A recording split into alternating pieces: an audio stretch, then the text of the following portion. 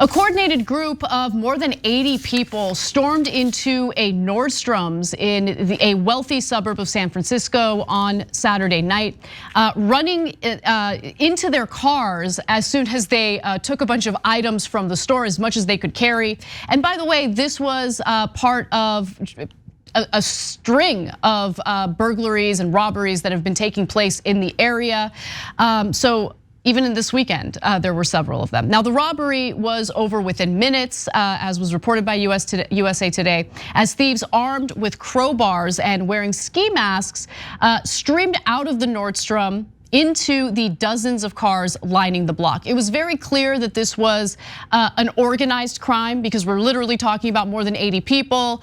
They had the getaway cars ready to go. They outnumbered the police in the area. They swarmed in, got out with the items.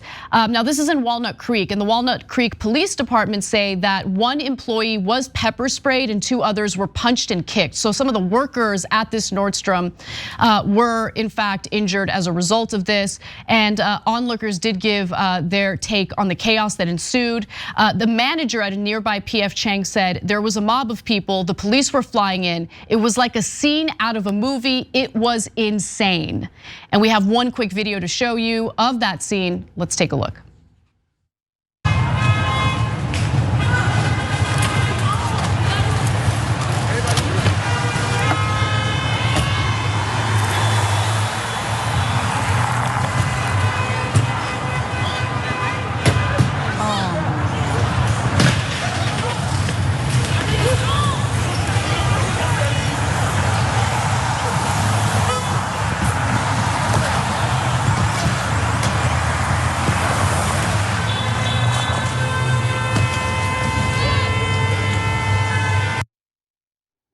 I think it's incredible, like how brazen this was, especially considering the fact that they're getting into cars with the license plates just in plain view. So far 3 individuals have been arrested. Police are reviewing the surveillance to see if they can find any other suspects. Yeah, guys, before you make rush to judgment on who did it, be careful on this one. There was a lot of nice cars in that getaway scene, okay? I think I saw a Mercedes and a BMW in there, and it looked like a lot of young kids. A lot of them appeared to be white, and this is a rich area of town. 80 people at once. The first thing I thought of is it sounds like stupid young people thinking, "Oh, we can do this and get away with it." Okay, so I'm not rushing to judgment either. Let's see what happens, and obviously we'll track it. The good news is they're going to get caught. Now, why do I say that? They're idiots for 3 clear reasons here. Number one, when you do a crime with 80 people at once, somebody's gonna tell the cops. Once you get someone's gonna talk, right? Yeah, once you get beyond 3, you're in a world of trouble. 80 people are gonna leak like a sieve, especially if my theory is anywhere near right and they go to an upper middle class home and go, hey, we hear Johnny was involved in a national robbery. Johnny's gonna be like, oh, Bobby made me do it, Susie made me do it. Okay, so they're gonna leak like crazy. They're gonna turn on each other at record pace. So number 2, there were so many of them, they caused a traffic jam. You can clearly see their license plates. It's amazing. Yeah, not very bright here. And then finally, they broke the cardinal rule of crime in America. You rob rich people, you're not gonna get away with that. Well, I mean, look, it's actually, this is something that I've been kind of keeping close tabs on, kind of waiting to figure out what's happening, because this is an ongoing trend in the Bay Area. There were 4 similar robberies within a 72-hour period. Right, so this is something that's been taking place. When these types of stories first started breaking, you'd see the videos of like someone going into a Walgreens, for instance, and stuffing a bag full of items and just walking out. And I kind of held off on covering those stories because I was a little curious about what was really taking place. Are these isolated incidents? Walgreens claims that they're going to shut down a bunch of stores, but there was some evidence that they were planning on doing that anyway, and they're just blaming it on the crime. But no, this has become a problem problem in the Bay Area. There's no question about it. And I'm sorry, I'm sure some on the left might not like this commentary, but I don't really care. Some of the response that I've seen from the left is, so what, man? Politicians are looting the country every day. No, don't do that whataboutism. We're talking about workers who got punched and kicked, one who got pepper sprayed in the face. We can't have lawlessness like this, and it's happening on a regular basis in San Francisco. I don't really care that much about private property, right? I think that we prioritize private property over human lives far too much in this country. But creating an environment or defending an environment of lawlessness and crime is unacceptable. People deserve to feel safe. People deserve to be able to go out with their families and not feel threatened. Workers should feel safe at work without having to deal with mobs coming in and punching them in the face.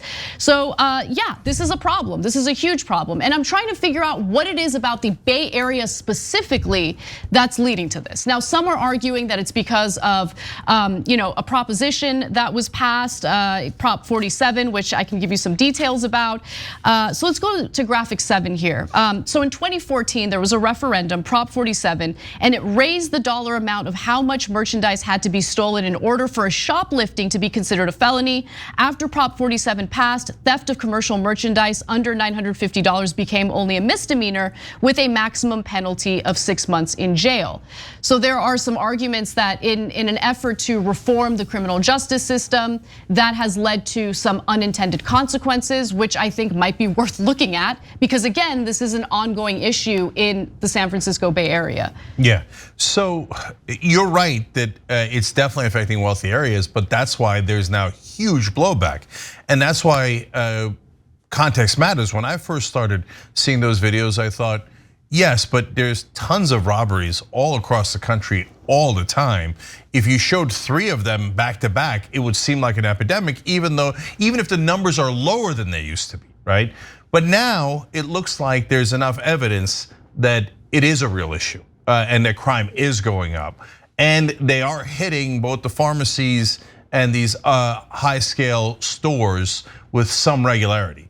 And so now we get into speculation as to why.